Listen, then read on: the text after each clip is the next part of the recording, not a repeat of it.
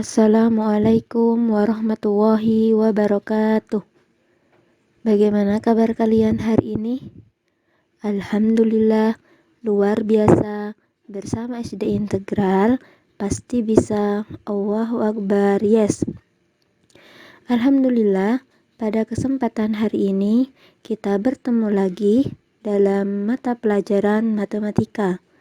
Nah, kita sudah menyelesaikan satu bab, yaitu tentang keliling dan luas bangun datar. Hari ini kita akan melanjutkan lagi materi untuk bab 7, yaitu tentang hubungan antar garis. Nah, hubungan antar garis ini yang akan Ustadzah jelaskan hari ini merupakan bagian yang pertama. Kita lanjut saja. Nah, di sini ada pertanyaan. Tahukah kamu apa itu garis? Garis adalah kumpulan titik-titik yang beraturan dan berkesinambungan. Jadi garis itu terbentuk dari kumpulan titik-titik. Kalian perhatikan di sini. Nah, di sini ada titik-titik yang awalnya jarak antara titik-titik ini renggang atau tidak berdempetan. Kemudian jika kita tambah titik-titik ini, maka akan berubah jaraknya, akan semakin rapat lagi. Nah, jika kita tambah lagi hingga akhirnya akan membentuk sebuah garis. Jadi, kenapa garis ini dikatakan kumpulan dari titik-titik? Karena yang awalnya titik-titiknya tadi renggang, kemudian ditambah lagi titik-titik secara beraturan, lama-kelamaan akan membentuk suatu garis. Nah, selanjutnya. Nah, kalian perhatikan di sini, jenis garis itu ada 3 macam, yaitu ada garis lurus, sinar garis, dan juga ruas garis. Kemudian Ustadzah juga akan menjelaskan hubungan antar garis. Yang pertama ada yang namanya garis sejajar, ada yang namanya garis berpotongan, dan yang ketiga ada yang namanya garis berimpit. Kita bahas satu persatu. Yang pertama dimulai dari jenis garis, yaitu garis lurus. Nah, garis lurus itu sendiri adalah garis memanjang yang tidak terbatas di kedua ujungnya. Kalian perhatikan contohnya di sini. Nah, ini ada sebuah garis, yaitu garis A, B. Jadi garis ini dibacanya garis AB. Kenapa garis ini disebut sebagai garis lurus? Karena di kedua ujungnya ini tidak terbatas, yang disimbolkan dengan gambar panah. Jadi kalau misalnya kita tarik garis ini tidak akan terbatas. Sampai panjangnya berapapun, ini tidak akan terbatas kalau kita tarik garisnya. Nah, selanjutnya yaitu sinar garis. Nah, sinar garis itu sendiri adalah garis yang diawali oleh suatu titik, ya, sedangkan ujung lainnya menuju ke suatu arah tak hingga. Contohnya seperti apa? Contohnya bisa kalian perhatikan di sini. Nah, jadi cara membacanya ini dibaca sinar garis AB. Kenapa dikatakan sinar garis? Kalian perhatikan. Pada simbol A, ini diawali dengan tanda titik. Dari titik ini kemudian kita tarik garis dan batas ujungnya kita beri gambar panah, yang mana panah ini menunjukkan bahwa arah garis itu tak hingga. Jadi mau berapapun kita panjangnya, tetap ini tidak akan terhingga karena disimbolkan dengan tanda panah. Jadi ini disebut sebagai sinar garis. diawali oleh suatu titik dan ujung lainnya menuju ke arah tak hingga. Selanjutnya yaitu jenis garis yang ketiga, yaitu ruas garis. Adalah garis yang dibatasi dua titik di setiap ujungnya. Nah, gambarnya seperti apa? Nah, gambarnya adalah seperti ini. Jadi ini dibacanya ruas garis AB. Kenapa dikatakan ruas garis? Sesuai pengertiannya bahwa kedua ujungnya, yaitu ujung A dan ujung B, dibatasi oleh titik. Nah, jadi sudah jelas kan perbedaannya antara garis lurus, sinar garis, dan juga ruas garis. Ustazah ulangi lagi, kalau garis lurus, kedua ujungnya disimbolkan dengan tanda panah yang mana artinya kedua ujungnya itu menuju ke arah tak hingga. Ya, itu disebut sebagai garis lurus. Sedangkan kalau sinar garis, ujung satunya atau diawali dengan simbol titik. Sedangkan ujung yang lainnya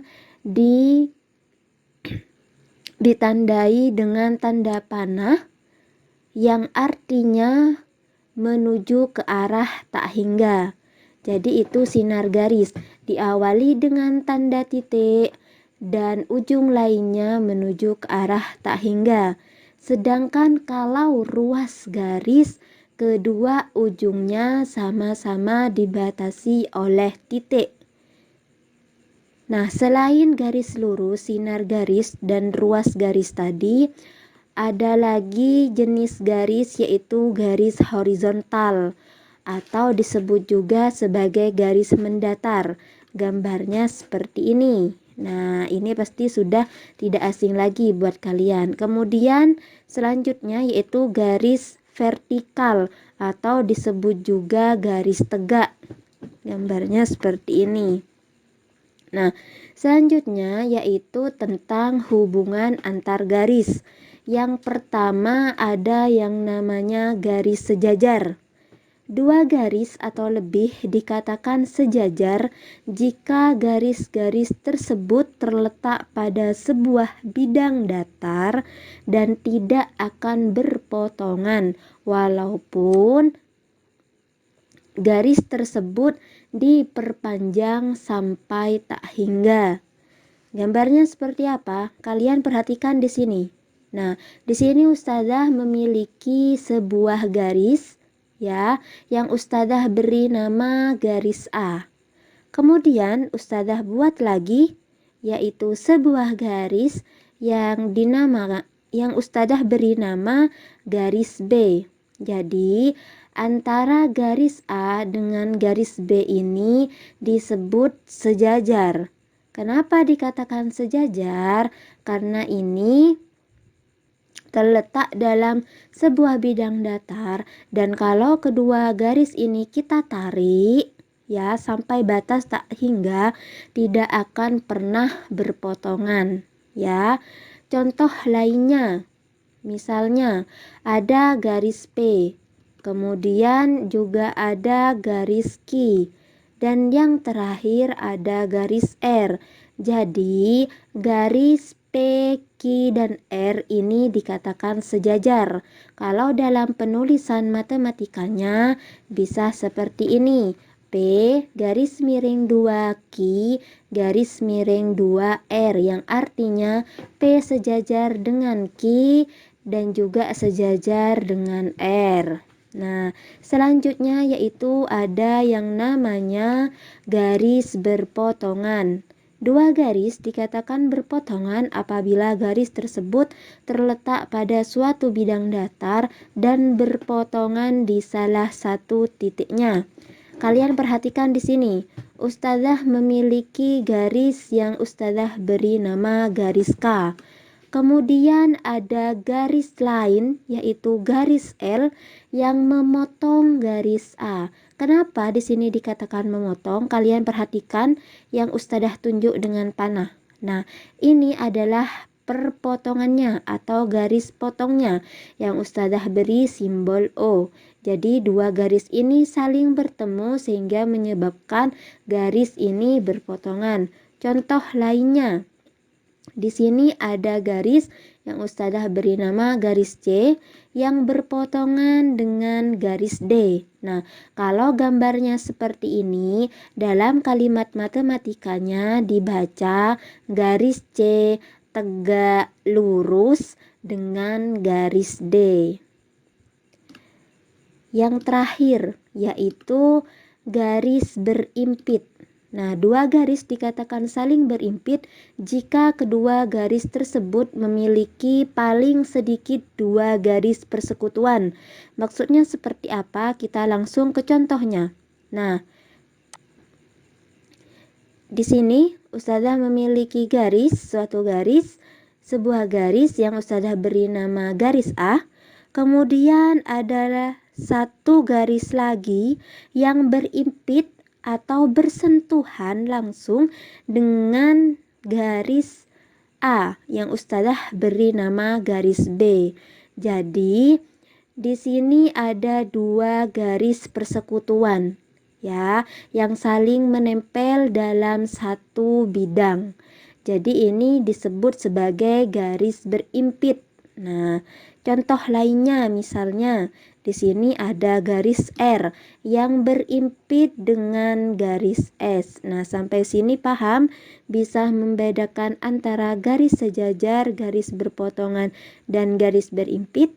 Nah, kalau kalian sudah paham, Ustazah beri tugas untuk hari ini yaitu tugasnya keterampilan KD 4.10.